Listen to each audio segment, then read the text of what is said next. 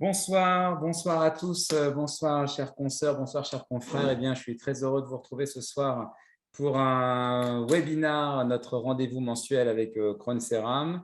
Nous allons parler ce soir de chirurgie implantaire guidée.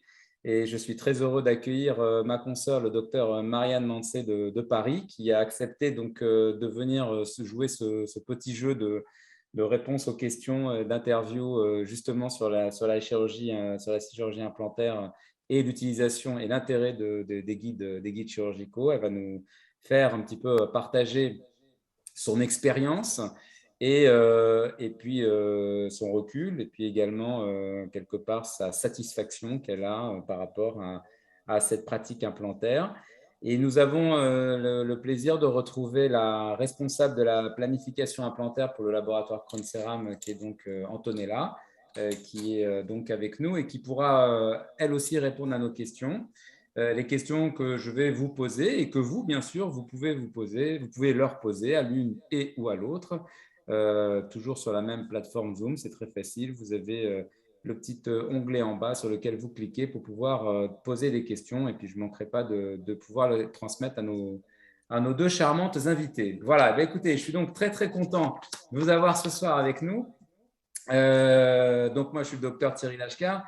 Je vais jouer le rôle du journaliste ce soir et pas le rôle du praticien, donc ça va être sympa.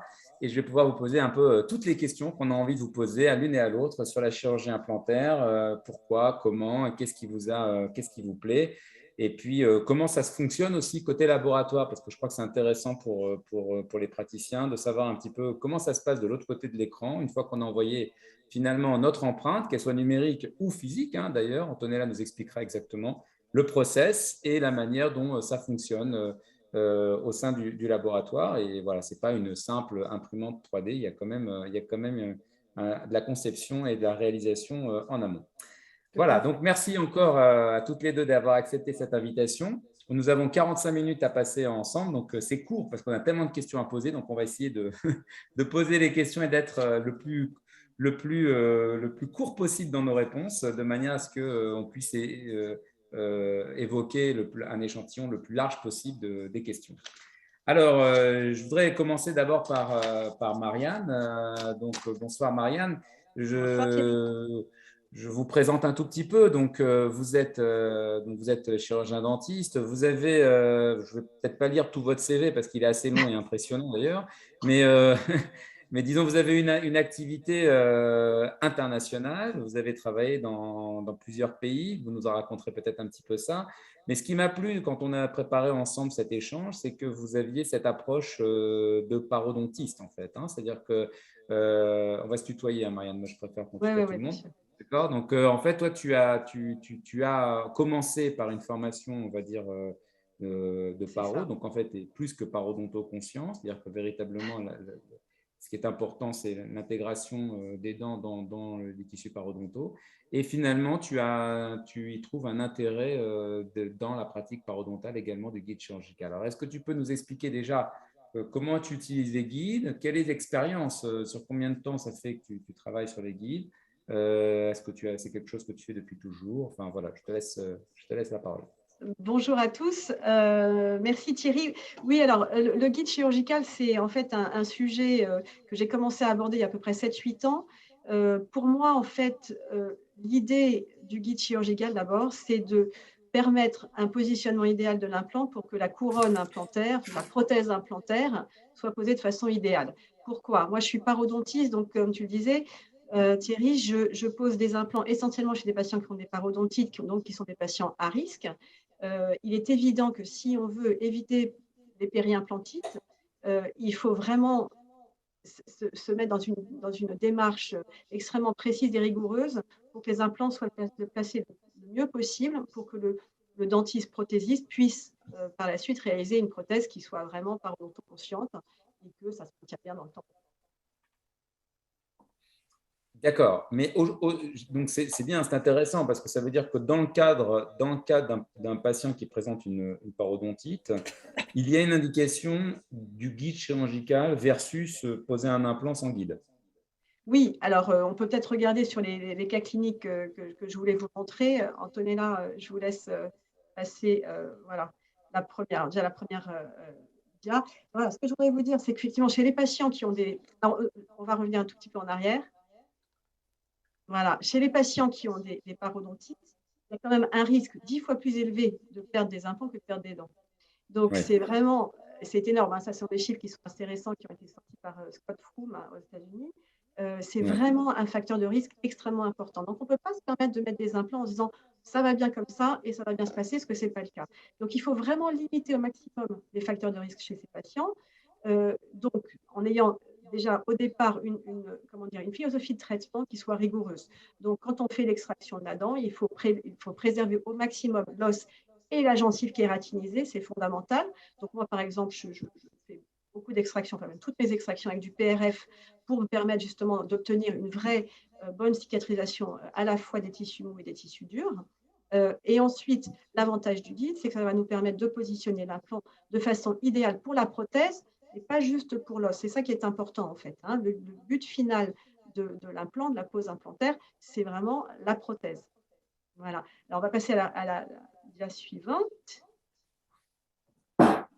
Voilà. Alors, Donc, très je bien. voudrais Vous vous voulez nous présenter montrer un cas sur des clinique. cas cliniques. Oui, très, Voilà, très un bien. cas clinique assez typique. Donc, ce patient vient me voir assez récemment. Donc, comme vous pouvez le voir, il a une parodontite sévère qui n'est pas contrôlée, qui n'est pas stabilisée. On lui a posé plusieurs implants.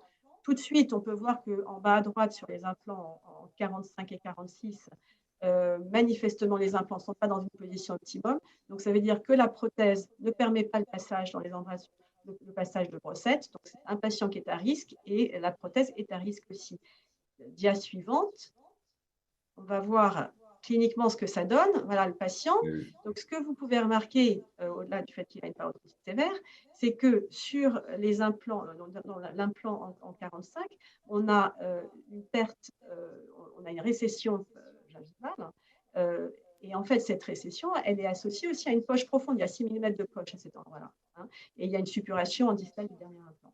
Donc, on se retrouve typiquement dans un cas où le patient a une parodontite, les implants ne sont pas dans une position optimum et on se retrouve à un cas de périimplantite. Donc, moi, comment dire, je veux utiliser chez ces patients qui sont à risque la technique du guide pour pouvoir positionner au mieux les implants pour éviter ce genre de situation. Alors, dia suivante. Voilà, ça c'est un cas clinique que j'ai traité. Donc j'ai fait l'extraction, comme je disais, en préservant au maximum les tissus. Vous pouvez voir qu'il reste de la gencive kératinisée. On a un beau bandeau de gencive. On a également une crête alvéolaire qui est de bonne consistance. Donc on a pu poser les implants de façon optimum. Tout ça avec un guide pour que la prothèse soit faite de façon à ce que ça doit d'abord que ça soit la prothèse transvissée, hein. C'est vraiment important à l'heure actuelle de favoriser la prothèse transvissée. Et dans un cas comme ça, je me sens beaucoup plus tranquille. Je pense que je dors beaucoup mieux et je pense que le dentiste prothésiste va pouvoir faire des couronnes sans souci sur ces deux dents-là et que ça va bien se maintenir sur le long terme. Alors, cas suivant. Oui, finalement, le guide, on est d'accord pour dire que le guide va vous orienter finalement les implants de la manière, dans l'idéal par rapport à l'axe choisi au niveau prothétique. Et l'axe choisi prothétique, c'est un Exactement. axe qui est parodontoconscient, en quelque sorte. Voilà, exactement. Et puis, on en reparlera avec Antonella, mais après, il y a une discussion à faire aussi au niveau du laboratoire. Comment peut-on positionner les implants au mieux avec ce qu'on a évidemment comme os résiduel et aussi avec les contraintes de la prothèse. Et ce n'est pas toujours aussi simple que sur les cas là que je suis en train de montrer. On verra plus tard, il y a d'autres cas, hein.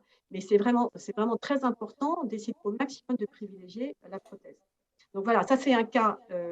Alors, ce patient est venu me voir, il avait des implants posés en 26-27 et je lui ai extrait 36 et 37 et j'ai posé les implants en bas. Et ce qui est intéressant de voir, c'est qu'en fait, chez ce patient, si vous prenez la photo clinique de gauche, on voit déjà que l'axe de la 27 l'implant n'est pas tout à fait bien positionné. Quand on voit plus fort grossissement, on voit qu'il y a des récessions à cet endroit-là, qu'il y a une absence de gencive kératinisée, encore une fois, et que l'axe n'est pas comment dire, tout à fait adéquat. Résultat des courses, au bout de 5 ans, on se retrouve chez ce patient qui a aussi une parodontite d'ailleurs, avec une périimplantite sévère sur la 27 et aussi également sur la 26. Donc, moi, quand j'ai extrait, pareil, j'ai appliqué mon protocole que j'essaie d'appliquer de façon vraiment routinière. J'extrais en préservant au maximum les tissus, donc on fait des extractions atraumatiques. J'utilise le PRF pour essayer de conserver au maximum à la fois l'os et les tissus kératinisés. Et ensuite, j'utilise un guide pour pouvoir positionner des implants dans de bonnes conditions. Et alors, c'est intéressant parce que là, les implants, comme il y avait déjà des implants en haut et que l'implant 27 était un petit peu décalé, on voit bien sur l'image occlusale que le puits d'émergence de la prothétique, Oui, alors au juste niveau de la 37, il n'est pas tout à fait. C'est-à-dire que la 37, elle est un tout petit peu décalée. On pourrait rentrer évidemment en occlusion avec l'implant maxillaire. Alors, effectivement, Marianne, je te coupe un tout petit peu. Là, on le voit bien sur le cas clinique est vraiment intéressant parce qu'on voit bien sur la prothèse au niveau de la 27, la prothèse, l'axe de la prothèse de la 27, elle est Voilà. complètement vestibulée. Donc, on imagine qu'au niveau parodontal, on ne va pas avoir un bon support. Par contre, j'ai une question à te poser. Tu parles du PRF. Alors ça, c'est intéressant. C'est une technique, justement, je pose la question à la parodontiste que tu es. Oui.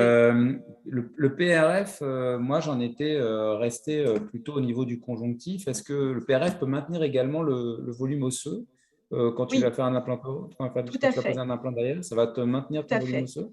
Ah, Vraiment, ok. ça permet de cicatriser plus vite. Plus ça cicatrise vite, plus on conserve le volume osseux. Il y a vraiment, sur le cas que j'ai montré avant, où il y avait 2 implants 46-47, Oui, c'est assez typique. Je n'ai oui, pas mis de matériau de comblement, j'ai juste utilisé du PRF.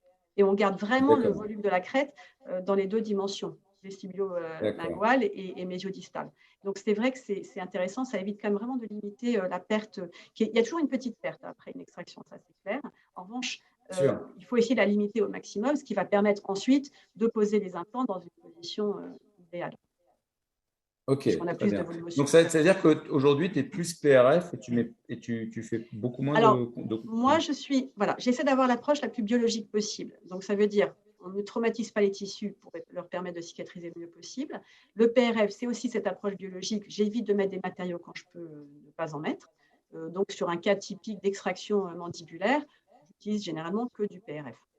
Super, Voilà. intéressant. Et ça permet vraiment d'avoir, en plus, il y a moins de suites opératoires, les extractions sont beaucoup plus simples, les suites opératoires sont C'est beaucoup clair, plus simples. Donc, c'est clair. vrai que les patients sont contents, tout le monde est content. Et puis, ça me permet, j'insiste, voilà, ça c'est la parodontiste qui parle, j'insiste sur le fait que ça permet de garder la gencive kératinisée. Vous verrez que dans beaucoup de cas d'échec implantaire, enfin de périimplantite plutôt, on retrouve généralement un manque de tissu kératinisé.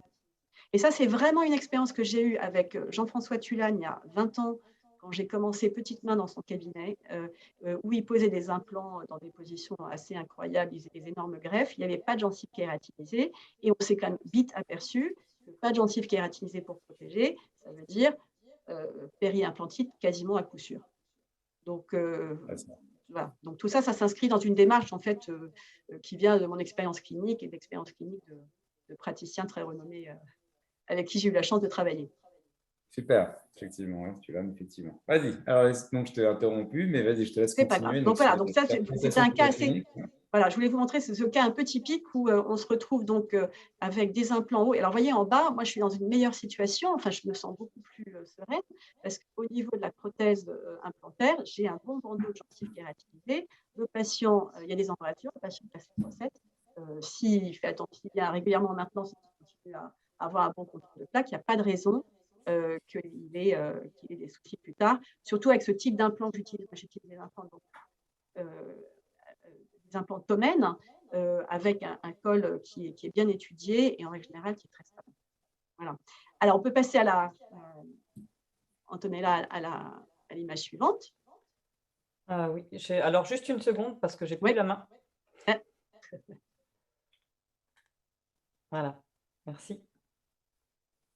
Voilà. Alors, ça, c'est un autre cas clinique que je voudrais vous présenter, juste pour vous expliquer, pour moi, un autre intérêt de la chirurgie guidée.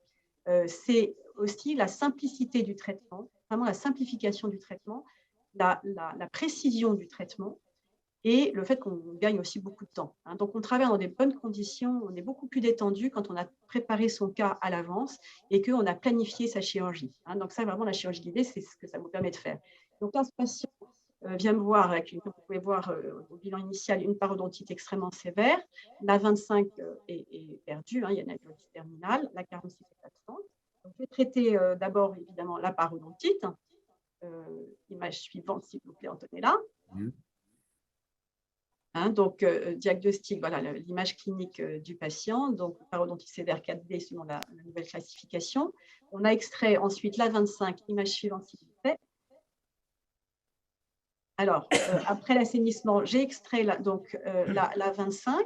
Alors là, j'ai utilisé du PRF et j'ai fait un comblement osseux en même temps. Pourquoi? J'essaie toujours de limiter au maximum. Il y avait déjà une perte osseuse très importante. Donc, je voulais vraiment reconstruire le volume pour éviter de me retrouver à faire un sinus lift et à me retrouver avec une dent très, très longue parce que j'ai perdu la hauteur osseuse. Donc là, vous pouvez voir que justement, après cette greffe de complément osseux, donc avec, j'utilise du Purgo, qui est un matériau d'origine porcine, avec du PRF. C'est vraiment une combinaison qui fonctionne, je trouve, très, très bien. Cliniquement, on a un très, très bon résultat. Et à cet endroit-là, le fait d'utiliser cette greffe osseuse au moment de l'extraction m'a permis, avec l'aide en plus de la planification implantaire, de conserver au départ donc un volume osseux pour mettre l'implant sous le sinus. Et vous pouvez voir que j'ai positionné l'implant en fait dans le septum du sinus, ce qui me permet de simplifier énormément ma chirurgie parce que quand vous devez faire un sinus, quand vous avez un septum comme ça, c'est compliqué. Donc là, j'ai réussi à éviter le sinus. Alors vous voyez bien sur la planification implantaire, c'est vraiment avec Antonella bien concerté pour que l'implant soit dans cette position. Il se trouve qu'en plus, ça permet d'avoir une prothèse, comment dire, une forme de contour de prothèse qui soit idéale. Et donc, j'ai posé l'implant 25. L'avantage d'avoir des guides chirurgicaux, c'est que dans cette même séance, je peux poser l'implant en 46. Donc, en fait, en 1 heure de temps, j'ai posé mes 2 implants, il n'y a aucun problème, même si c'est dans 2 secteurs différents, donc ce qui veut dire en fait 2 chirurgies quelque part en même temps. Donc, vraiment, la planification, ça me permet d'être sereine. Je sais où je vais, je ne perds pas de temps. Donc, c'est vraiment un gain de temps, la chirurgie guidée. Et puis ensuite, je sais que pour la prothèse, pareil, ça va être vraiment extrêmement simplifié. Super. Alors, je ne sais pas s'il y a des questions. Oui, dans le cas juste avant, là, c'est intéressant. Si on peut remettre la diapo juste avant. OK, donc là, tu as fait un assainissement parodontal. On voit que là, c'est bien cureté. Et donc là, tu as un site opératoire qui est propre, qui est désinfecté. Et après, tu fais ta planification. C'est comme ça que tu fonctionnes? Exactement. Donc, en fait, c'est-à-dire je fais je traite la parodontite. Une fois que la parodontite est stabilisée, on passe à l'étape suivante. C'est important de respecter les étapes pour que ça fonctionne bien. Il est évident que quand on fait une greffe, par exemple, un comblement osseux comme ça, si les tissus sont inflammatoires autour, ça ne fonctionne pas. Donc, il faut être vraiment extrêmement vigilant et il faut être rigoureux.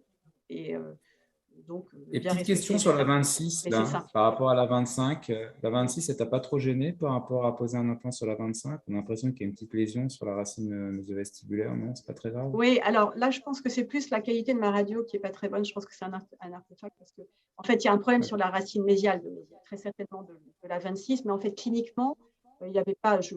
Alors, moi, par exemple, je ne fais pas de flapless. C'est une question qui revient parfois. Moi, je ne veux pas faire de chirurgie à l'aveugle. Pour moi, le flapless, c'est vraiment de la chirurgie à l'aveugle. Je veux être quand même maîtriser mon contexte opératoire. Et donc là, par exemple, c'est typique chez ces patients qui ont des parodontites. J'en profite, j'élève un petit lambeau, très limité, mais ça me permet de voir les faces distales, enfin les faces proximales plutôt des dents adjacentes. Et ça, c'est important parce que s'il y a un problème, je commence toujours par ma chirurgie, par renettoyer, m'assurer que tout est propre. Là, en l'occurrence, il y a une image qui, je pense, est assez cicatricielle en fait, c'est-à-dire que cliniquement, il y a une bonne attache, il n'y avait pas de problème particulier. D'accord. Je voulais en venir à ça, c'est pour ça. Parce que moi, quand je vois une image comme ça, je me dis, c'est quand même pas une indication d'un flapless parce qu'on a envie de voir ce qui se passe au niveau de la Exactement. Et ça, c'est très important. Donc, moi, personnellement, je ne fais pas de flapless parce que je ne veux pas prendre de risques et je trouve que c'est difficile de maîtriser, ne serait-ce que, par exemple, si on veut enfoncer un tout petit peu plus l'implant. Pour moi, c'est vraiment important de voir ce que je fais. Je ne suis pas tellement aventurière, on va dire, sur joueuse, disons. Voilà. Super. Peut-être on peut donner un petit peu la parole à Antonella pour justement, parce que là, on a une belle image sur la planification. D'ailleurs, on a une jolie planification qui a été faite. Je ne sais pas si c'est toi, Antonella, qui a fait la planif, là, mais on voit que l'implant est Si, alors, vraiment complètement… alors, il faut savoir qu'avec le docteur Mancé, c'est vrai qu'on a démarré ensemble il y a déjà maintenant voilà, quelques années hein, avec les Ouais. planifications. Donc, pratiquement tous les travaux implantaires, on les fait ensemble. Donc, c'est vrai que c'est un vrai plaisir de travailler avec le docteur Mancé parce qu'il y a un échange, il y a un échange qui se fait. Et sur tous les cas cliniques, voilà, on va en discuter, on va trouver une solution. Chaque cas est différent et chaque cas est évalué différemment. Donc, bien sûr, ce cas-là, on a travaillé ensemble et on a discuté bien en amont. On a tout validé ensemble. Oui, tout à fait. Alors, je rebondis sur ce que vous dites, Antonella. Effectivement, la communication, je dois dire. Donc, moi, j'ai commencé les guides il y a 7-8 ans. Au début, j'ai vraiment beaucoup tâtonné parce que je ne trouvais pas de guide qui me convenait. Et en fait, ce qui s'est passé, c'est que la société Tomen, donc j'utilisais les implants, a créé sa boîte de chirurgie guidée, qui est une boîte hyper simple à utiliser, hyper précise et très rigoureuse. Donc, ça correspond tout à fait à ma démarche. Et parallèlement à ça, m'a présenté Antonella. Et donc, on a commencé à travailler ensemble. Et tout est très simple. Et Cronseram, je dois dire, franchement, C'est m'a fluide. beaucoup aidé au départ quand on a commencé à travailler ensemble. Mais je trouve que la communication par le portail client est très simple. Donc, juste pour rassurer tout le monde, je ne passe pas non plus des heures à regarder avec Antonella et chaque cas, etc. C'est très rapide. En fait, hein, Oui. on s'échange, il y a un portail, on s'échange les documents. J'envoie mon scanner, mon empreinte. Antonella me propose une planification. Si ça marche, tant mieux. S'il y a un petit souci, hop, on s'échange un petit message. C'est très simple Oui, et très rapide et vraiment très facile à utiliser. c'est ça. C'est très fluide. Très fluide, exactement. Oui. Ça, c'est important parce qu'on ne peut pas passer des heures non plus. On n'a pas que ça à faire. Donc, on a besoin d'avoir effectivement cette fluidité pour que ça fonctionne. Sinon, moi, je fais quand même, je pense, au moins 80-90% de mes cas avec des implants avec des guides. Franchement, Oui, oui. c'est Alors, je dis complètement pas, hein, la intégré. plupart des travaux vont se faire très naturellement et Oui, la plupart des travaux, voilà, on sait ce qu'on a à faire. Maintenant, effectivement, il peut y avoir des situations un petit peu plus compliquées où ça nécessite d'en discuter bien un sûr. petit peu plus longuement à travers une session TeamViewer. Mais la plupart du temps, on va dire 90% du temps, ça va se faire très facilement sans besoin de prendre plus Alors de temps. justement, Antonella, tu peux peut-être nous montrer un petit peu comment fonctionne une planification quand tu reçois une empreinte. Tu peux peut-être nous montrer ça. Alors oui, c'est à la toute fin. Alors, juste un instant.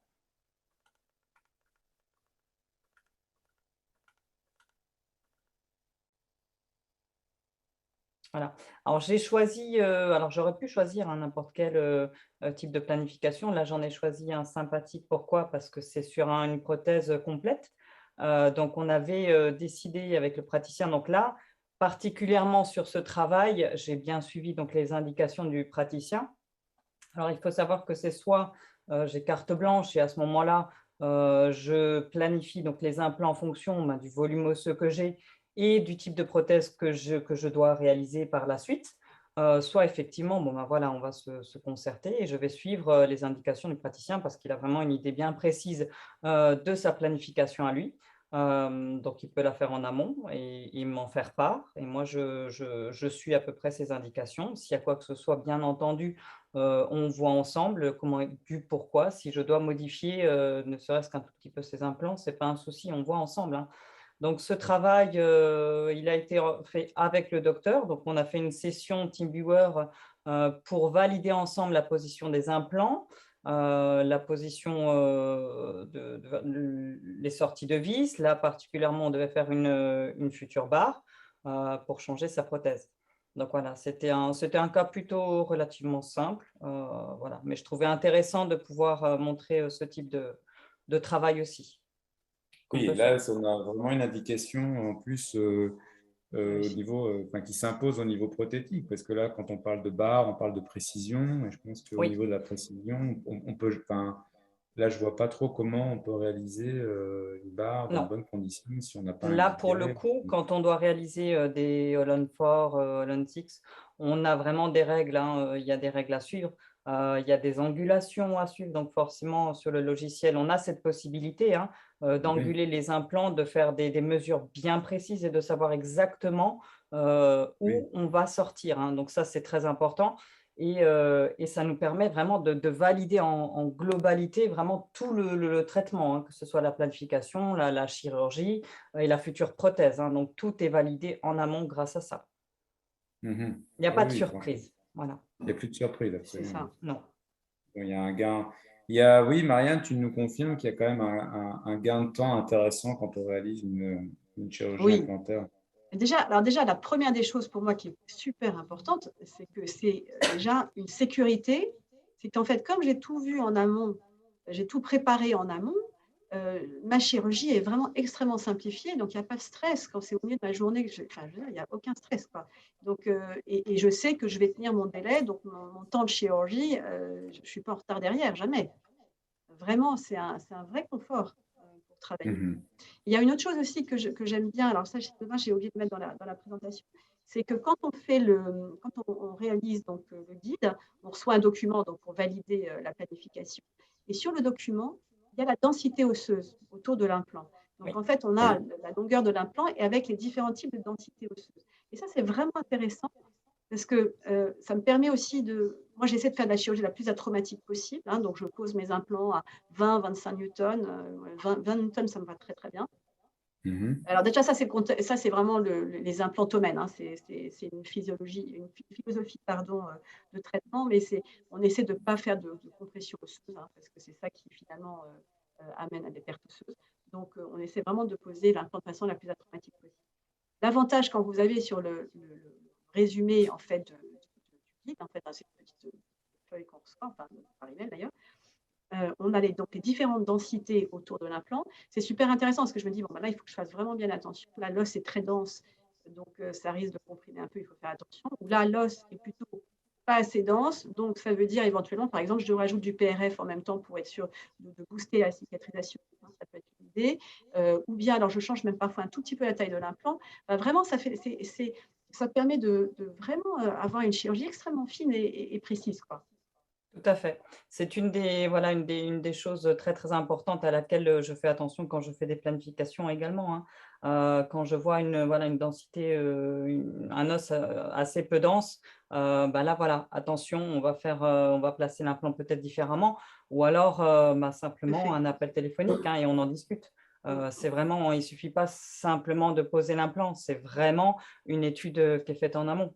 Voilà, Non, mais je pense que c'est vraiment une bonne Justement, façon de sécuriser ces cas, tout à fait, de ouais. limiter les risques d'échec.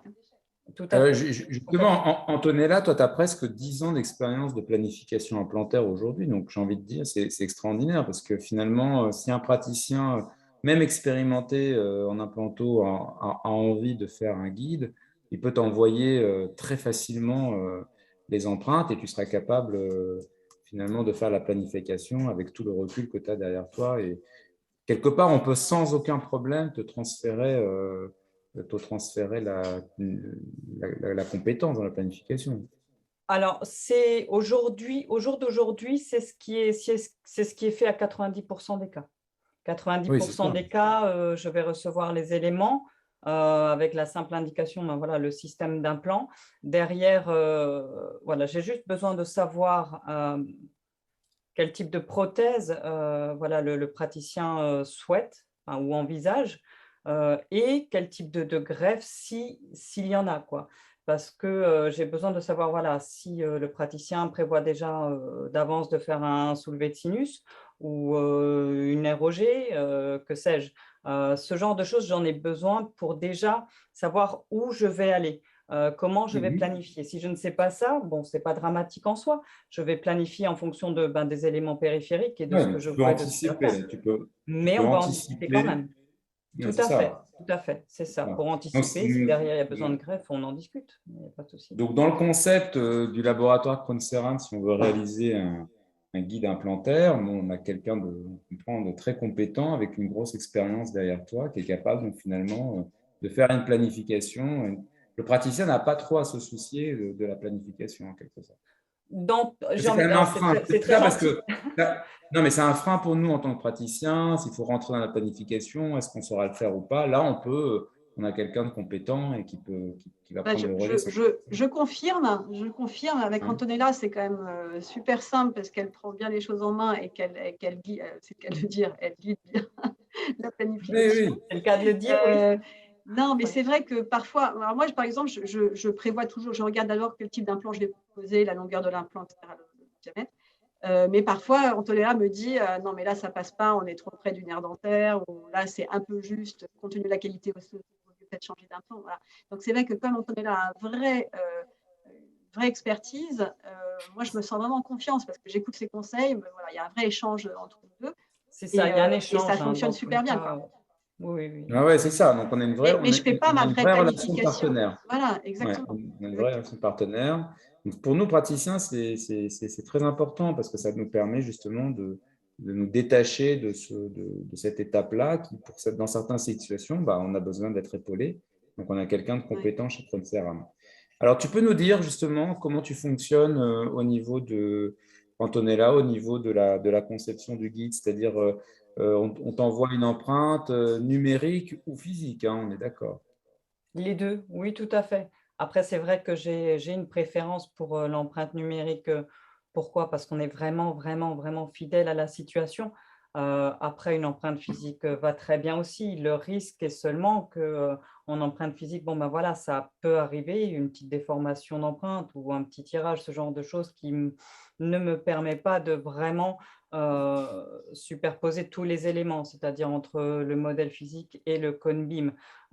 Et j'ai vraiment besoin qu'on soit 100 juste à ce niveau-là. Parce que le moindre défaut, bah, ça peut attention, c'est danger quand même. Donc, mais bien sûr que les 2 sont possibles. Ma préférence, ira bien sûr, au numérique, mais bon, une empreinte physique va très bien aussi, bien sûr. On t'envoie l'empreinte, physique ou numérique. Physique, Oui, elle est donc coulée et scannée. Tu récupères le fichier, tu récupères le voilà. cone beam. Tout à fait. Je vais superposer donc les 2 éléments, comme on a vu sur la vidéo juste avant. Le Mhm, but étant vraiment d'être 100 matché, si j'ai envie de dire, donc superposé entre les 2. mhm. De cette manière, moi, je vais pouvoir planifier ben, sereinement, hein. Je sais que je suis juste et le moindre petit défaut, dans tous les cas, je ne le laisserai pas passer. Parce que derrière, c'est quand même une prise de risque, hein, donc on doit être Bien sûr. 100 juste. Une fois Bien qu'on sûr. a planifié, à ce moment-là, j'envoie ben, soit si c'est des cas voilà, plutôt sympathiques, simples, sans souci particulier, j'envoie une vidéo toujours de validation au praticien, hein. Donc, il y a toujours une validation qui est faite. S'il y a quoi que ce soit, bien entendu, on peut m'appeler directement et on voit ensemble. Maintenant, pour tout ce qui est des cas voilà, un petit peu plus compliqués, où on va partir sur des All-on 4, All-on 6 et des implants encore supplémentaires, là, à ce moment-là, je préfère, mais c'est mon choix, faire une petite session TeamViewer sur mon ordinateur, comme ça on regarde ensemble directement, parce que c'est quand même des cas un petit peu plus complexes et ça nécessite souvent ben, voilà, des comblements, des soulevés, le type de prothèse, enfin voilà, tout est vraiment vu en une seule fois. Maintenant, une vidéo va très bien aussi, mais c'est vrai que les praticiens apprécient enfin, Oui, généralement tu as raison, ce il faut type qu'on ait un d'échange. véritable Ce contact. type Oui, il d'échange. faut qu'on ait un Oui, contact en direct, il faut qu'on puisse partager oui, sur un team viewer, il faut qu'on puisse voilà. parler de la même chose à un moment C'est assez donné quand on apprécié. parle bien sûr, c'est ça, c'est fondamental. OK. Et une petite question, combien de temps il te faut pour faire une planification? C'est-à-dire, À entre le moment où on envoie l'empreinte, il faut compter combien de temps? à partir du moment où on Comment a ça se passe? réceptionné À partir du moment où on a réceptionné l'empreinte, donc qu'on a coulé et scanné les éléments, je fais la planification assez rapidement, hein. Donc supposons, hein, je vais dire, qu'on reçoit tous les éléments un lundi. OK? Je te fais Oui. la planification. Le matin même, on a la planification sur le portail, donc une vidéo. Si le praticien arrive encore à me valider cette vidéo dans la journée, le mardi matin, je termine le guide, et les signatures, sont prêtes, hein. On envoie un mail avec les signatures. Le mardi, mercredi, le jeudi, il peut avoir son guide. Donc, encore une fois, ça peut être très rapide. Ça va vraiment dépendre de la disponibilité du praticien à valider la planification et à faire les signatures. ça C'est peut être génial, très ça veut rapide. dire que tu réussis à te rendre assez disponible pour que si une empreinte, tu dis Tout qu'une à fait. empreinte qu'on envoie un lundi, on peut récupérer un guide le jeudi, quasiment. Et même dans certains cas, si vraiment il y a besoin et que j'arrive à avoir toutes les signatures, parce qu'attention, hein, j'ai remarqué que plus on fait de planification avec les praticiens, plus ils sont hyper au taquet et ça signe, ça valide direct et ça signe direct, donc ça peut même être le mercredi, quoi. Ça peut Ah, être c'est très, très, génial. très rapide. Ouais, Ah, c'est tout à fait. génial. Ouais, c'est Ouais. génial. Ok. Ah, ça, c'est effectivement un gain de C'est un temps. avantage. C'est un C'est un atout. avantage. Ouais, c'est vraiment un avantage. Alors, Après, j'ai envie de dire, il faut qu'on ait tous les éléments. C'est-à-dire que si on passe sur de la full guidée, hein, on est d'accord, donc sur un forage complet, donc avec toutes les séquences à travers le guide. Bon, on aura tous les systèmes, toutes les douilles en stock au laboratoire. Maintenant, sur certains systèmes, on peut être amené à oui, commander des douilles, mais oui, ça, oui, bien entendu. voilà, c'est indépendamment de notre volonté, hein. Donc Merci voilà, je préfère Antonella le préciser. pour ces précisions techniques. Alors, il nous reste une petite dizaine de minutes encore Oui. devant nous. Je voudrais poser des questions un petit peu plus, peut-être un peu plus délicates à Marianne. On va peut-être parler côté devis, échange avec le patient, communication, parce que ça fait partie de notre activité, Oui. de notre métier. Alors, je voudrais voilà, poser une première question toute simple.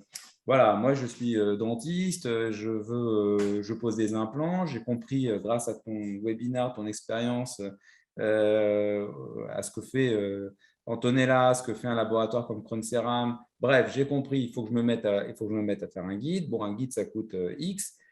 Comment on fait? Tu le factures au patient en plus, Alors, pas en plus? Tu l'intègres dans ton devis? Comment tu gères ça? Parce que ça a un moi, coût quand même. voilà, ça a un coût, mais moi, je l'intègre dans mon devis. En fait, ça fait partie de mes honoraires chirurgicaux.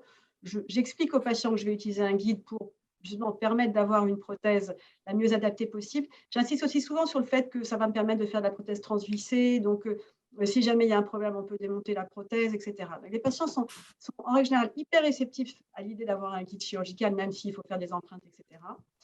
Moi, je considère que ça me fait gagner beaucoup de temps, que je dors mieux la nuit, donc je préfère l'intégrer dans mes honoraires et je ne le facture pas aux patients. Et je dois dire qu'en fait, mon expérience aussi, c'est parce que parfois j'ai des correspondants qui m'envoient un guide, etc. Et souvent les patients arrivent en disant oui, mais c'est cher, ce qu'on ne peut pas faire sans le guide. Finalement, je trouve que c'est plus simple de ne pas les faire payer sur le guide, de faire une chirurgie simple et rapide. Et honnêtement, tout le monde est très content. Et les patients sont très, très sensibles au fait qu'on essaie de mettre vraiment tous les moyens à notre disposition pour que ça se passe le mieux possible. C'est-à-dire que toi, sur ton devis, tu vas marquer Je ne chirurgie mentionne pas. implantaire, 4 implants avec guides chirurgicaux, c'est ça?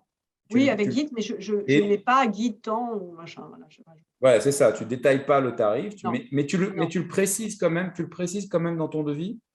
Alors, en fait, non, je ne le précise même pas dans le devis. Alors, peut-être que je devrais le faire. Ça, c'est une question, effectivement. Je me suis arrêtée à Non, je m'en poser. pose Mais la question, je sais pas du tout. je le dis toujours aux patients, évidemment. Et voilà. Mais effectivement, je pourrais le mettre. C'est vrai que c'est agaçant, ça fait une ligne de plus à rajouter. Mais bon, on pourrait mettre guide, à la limite, ou on peut mettre aussi guide chirurgical honoraire 0. Hein. Il y a une Et tu as un guide de présentation pour le patient, tu lui montres ce que c'est un guide, comment ça fonctionne. Tu communiques en Oui, fait sur le guide oui, ah oui, oui, beaucoup. Oui, oui? oui, oui, oui. Et je garde des guides et je leur montre. Alors, en même temps, ils ne comprennent pas très bien à quoi ça sert. Je ne suis pas sûre que ça soit ça vraiment le point important. Je crois que le point important, D'accord. c'est leur expliquer que le guide, ça va faciliter l'intervention et ça va surtout permettre d'avoir une dent qui ressemble à une vraie dent et s'il y a un problème sur la dent, on peut la démonter, traiter le problème et refaire. Et ça, c'est un facteur, je pense, important aussi pour les patients parce que il y a 20 ans, on présentait les implants en disant non, non, mais votre implant, vous le garderez toute votre vie. Maintenant, on se rend compte que ce n'est pas tout à fait le cas. Non, non. Et notamment au niveau de la prothèse, si vous avez une prothèse transvissée, il est évident que la réintervention est beaucoup plus simple, que ce soit au niveau de la réfection de la prothèse ou bien éventuellement un traitement même de périimplantique. Donc, j'insiste bien sur le fait que ça permet vraiment sur le long terme d'avoir une gestion et on va dire un SAV autour des implants. Et donc, ils sont en général extrêmement sensibles au fait qu'on Et, utilise. et est-ce que tu communiques également sur le fait que le guide chirurgical va permettre finalement un temps d'intervention raccourci, donc des Oui, suites opératoires améliorées? C'est beaucoup plus aussi un simple. élément que tu transmets? Oui, exactement. Exactement. Et souvent, je commence mes chirurgies en leur expliquant que le plus long dans les implants, c'est pas poser l'implant, c'est s'installer et mettre les champs opératoires partout. Et en fait, ça Alors, je vais paraît te poser une terrible, question un mais peu c'est un peu vrai. provocatrice. Mais alors, est-ce que tu n'as pas, peur à un moment donné que le patient se dise, bah, dis donc, en 45 minutes, elle va me demander 3 000 euros, dis donc. C'est une très Voilà. bonne question, parce que c'est une question que j'ai déjà entendue pas au sujet d'une de mes chirurgies. Et alors, en général, je leur réponds pourquoi vous préférez qu'on y passe 1h45 et que ça fasse très mal après. Et en général, je trouve qu'effectivement, il y a une certaine logique. Si ça se passe mieux, c'est bien pour tout le monde. Oui, oui, voilà. Donc, et les patients sont amenés à se poser ce genre de questions. Parce que moi, j'ai toujours l'impression que c'est nous qui avons l'impression qu'on a besoin de nous justifier. Finalement, les patients Non, ne mais sont moi, pas il se trouve qu'un jour, d'accord. à l'époque, je ne posais pas d'implant et j'ai envoyé un de mes amis se faire poser un implant par un praticien extrêmement connu et extrêmement compétent. Il m'a dit, ah, c'est super cher le quart d'heure. Et je lui ai dit, bah oui, mais effectivement, tu aurais pu les voir un incapable qui aurait mis 1h30 en suant à grosse goutte pour te poser ton implant et tu n'aurais peut-être pas été très rassuré. Donc, la compétence, effectivement, bah, c'est ça aussi, hein. Ouais. Un confort pour tout le monde. Il y a quand même globalement peu de gens qui sont très, très contents de rester trop longtemps sur le fauteuil. Donc, à chaque fois qu'on essaie de simplifier les traitements, c'est quand même plus efficace. Et par exemple, il y a aussi une chose pour les extractions, parce que les poses d'implants, c'est rarement douloureux. Les suites opératoires des implants, franchement, quasiment, il n'y en a quasiment pas, hein, en temps normal. En revanche, après une extraction, ce n'est pas toujours le cas. Le fait, par exemple, d'utiliser le PRF, etc., j'explique aux patients justement que ça va simplifier le traitement, qu'il y aura moins de greffes à faire. Moi, j'utilise par exemple au maxillaire beaucoup le PRF avec plus ou moins complément osseux si nécessaire, pour limiter les sinus lifts. Moins vous faites des choses invasives, plus ça cicatrise bien, plus le patient est content, hein. Voilà. D'accord. J'avais une question aussi rapide sur le côté médico-légal. Oui. Est-ce que c'est un argument qui rentre en considération? Alors, je pense que c'est très important. Moi, je suis extrêmement rigoureuse sur le fait de faire des devis, des consentements éclairés pour tout. Et je pense que le guide chirurgical, c'est un vrai plus. D'ailleurs, on parlait du guide, mais le guide, il est mentionné dans mon consentement éclairé. Et je pense que c'est important. Et je pense que c'est vraiment fondamental de faire ça de façon routinière, que ça soit pour une extraction, un implant, quoi que ce soit, vraiment avoir justement des devis et des consentements éclairés qui soient vraiment extrêmement rigoureux. Et le Oui, puis guide c'est fait vrai qu'en cas de complètement partie de litige, ça, parce qu'on ne peut pas vous il faut dire les reprocher. choses. On ne peut pas te reprocher si tu as tout mis bien en œuvre, s'il y a le moindre C'est souci. ça. C'est ça. On, Si on a un litige et on a un contentieux avec un patient et voilà, avec un tribunal, bah, quand on a posé un implant avec un guide, bah, on a fait une obligation de moyens, c'est clair. Et donc, du coup, exactement, exactement, ça nous couvre. S'il n'y a pas de guide, c'est clair. donc voilà. Alors, on arrive bientôt, il nous reste plus que 2 minutes. Alors, je vais peut-être laisser une dernière, le mot un petit peu, un dernier mot peut-être pour Antonella, si tu voulais peut-être nous rajouter un élément supplémentaire sur la prothèse, sur la planification, Oui, tout à fait, sur... pourquoi pas. Alors, je voulais reprendre vraiment, pour moi, à mon sens, hein, c'est vrai que le docteur Mancet a bien expliqué le côté, l'aspect clinique, hein, vraiment les avantages, hein, du guide. Moi, mon côté, là où j'ai envie d'insister, c'est vraiment, et c'est là où j'apprécie, hein, travailler dans ce domaine-là, c'est vraiment l'échange, hein. J'insiste là-dessus, c'est une communication. Vraiment, il y a un lien particulier qui se crée entre le laboratoire et le praticien. Et cet échange-là, sur chaque travaux, c'est pas comme une prothèse où effectivement, hein, 90% du temps, le prothésiste va prendre son travail et puis ça va suivre son cours. Là, c'est vraiment un échange qui se fait et c'est vraiment dans le but de trouver un moyen ensemble, et clinique et technique et prothétique, pour le bien du patient, en fait. Et c'est ça, moi, qui me plaît, en fait, chaque jour. Voilà. Je crois que c'est un joli mot de la fin, la compétence d'Antonella dans ses planifications et puis la compétence de Marianne dans ses implants et dans sa chirurgie. Aujourd'hui, on a pu évoquer un élément intéressant, je dois dire, franchement, je vous remercie à toutes les deux parce que intégrer finalement la paro dans une des indications du guide, peut-être même l'indication numéro 1 finalement pour notre consoeur, le docteur Marianne Mancé, qui nous a donc présenté ces jolis cas cliniques, et effectivement, qui nous a illustré parfaitement le rôle et la valeur ajoutée que nous apporte le guide aussi dans cette approche parodontale. Je pense que ça a certainement dû plaire à l'ensemble des connectés ce soir. En tout cas, j'étais très, très ravi de vous avoir toutes les deux. Bravo pour tout ce que vous faites, bravo pour vos compétences. Bravo Antonella pour cette disponibilité, cette rapidité que tu as dans ton travail. Merci à vous deux. C'est vrai, c'est vrai. Non, Merci à toi. C'est un plaisir de présenter ça avec vous deux. Ouais, il ne faut pas oublier que Thierry, en tant que conseiller scientifique du laboratoire, on a une sacrée chance de l'avoir au quotidien parce que être guidé, c'est vraiment important pour nous dans un but vraiment commun. Donc, vraiment, merci à vous deux.